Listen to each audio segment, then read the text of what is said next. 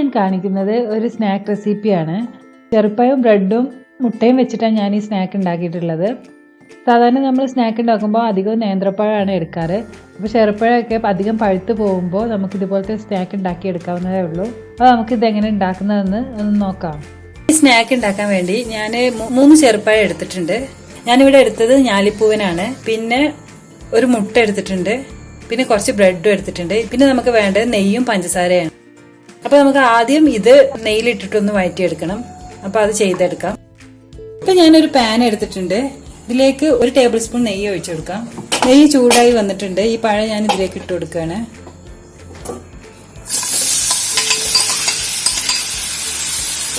ഇതിലേക്ക് 1 ടീസ്പൂൺ പഞ്ചസാരയും കൂടെ ഇട്ട് കൊടുക്കുന്നുണ്ട്. ഇതൊന്ന് വഴറ്റിയെടുക്കാം.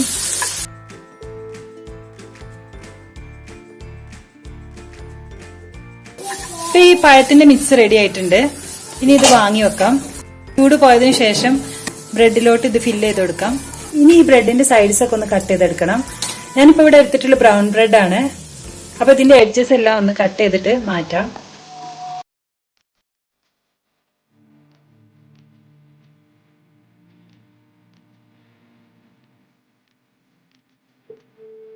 ഈ ബ്രെഡിന്റെ എഡ്ജസ് നമുക്ക് കളയേണ്ട ആവശ്യമില്ല. ഇത് നമുക്ക് വേറെ എന്തെങ്കിലും സ്നാക്ക് ഉണ്ടാക്കുമ്പോൾ ബ്രെഡ് ക്രംസ് ആയിട്ട് ഉപയോഗിക്കാം. എല്ലാ ബ്രെഡും ഇതുപോലെ കട്ട് ചെയ്തെടുത്തിട്ടുണ്ട്. ഇനി ഈ ബ്രെഡ് ഒന്ന് പരത്തിയെടുക്കണം.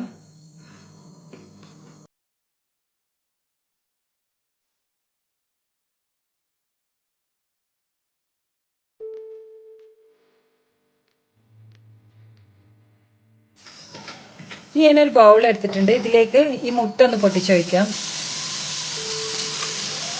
ഇതിലേക്ക് കുറച്ച് പാൽ ഒഴിച്ചെടുക്കാം. 1 ടേബിൾ സ്പൂൺ പാൽ ഒഴിച്ചാൽ മതി. ഇത് നന്നായി ഒന്ന് മിക്സ് ചെയ്തെടുക്കാം. ഇതിലേക്ക് 1 ടേബിൾ സ്പൂൺ പഞ്ചസാര ഇട്ട് കൊടുത്തിട്ടുണ്ട്. ഇതും കൂടെ ഒന്ന് മിക്സ് ചെയ്തെടുക്കാം.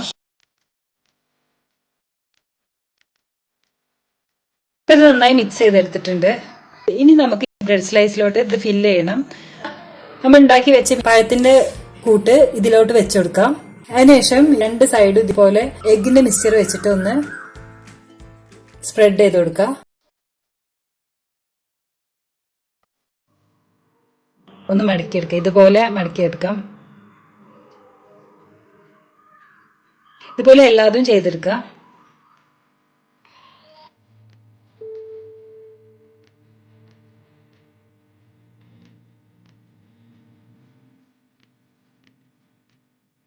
ഇപ്പൊ ഞാൻ ഇതെല്ലാം ഉണ്ടാക്കി എടുത്തിട്ടുണ്ട്. ഇനി ഇതൊന്ന് ഫ്രൈ ചെയ്തെടുക്കണം. ഫ്രൈ ചെയ്യാൻ വേണ്ടി കുറച്ച് ഓയിൽ ഒഴിച്ചു കൊടുക്കാം. ഡീപ്പ് ഫ്രൈ അല്ല. ഇനി ഈ മിക്സിലോട്ട് ഇതൊന്ന് മുക്കിയതിന് ശേഷം ഇത് ഈ പാനിലോട്ട് വെച്ചു കൊടുക്കാം.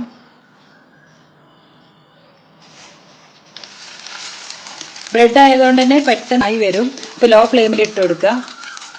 എല്ലാതും ഇതുപോലെ ഈ മിക്സിൽ മുക്കിയതിന് ശേഷം ഇതിൽ വെച്ചെടുക്കാം.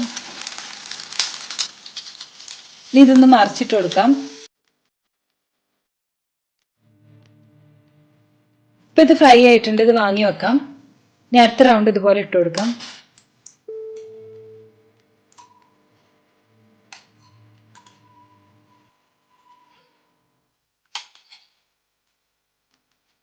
എല്ലാതും ഇതുപോലെ പൊരിച്ചെടുത്തിട്ടുണ്ട്. ഇപ്പൊ നമ്മുടെ സ്നാക്ക് റെഡി ആയിട്ടുണ്ട്. ഇനി ഇതിന്റെ മുകളിൽ ഇത്തിരി പൊടിച്ച പഞ്ചസാര ഒന്ന് സ്പ്രെഡ് ചെയ്ത് കൊടുക്കാം. ഇത്രയേ ഉള്ളൂ. ഭയങ്കര സിമ്പിളായിട്ട് ഉണ്ടാക്കിയെടുക്കാൻ പറ്റുന്നതാണ്. വീഡിയോ ഇഷ്ടമായെങ്കിൽ ലൈക്ക് ചെയ്യാനും സബ്സ്ക്രൈബ് ചെയ്യാനും മറക്കരുത്.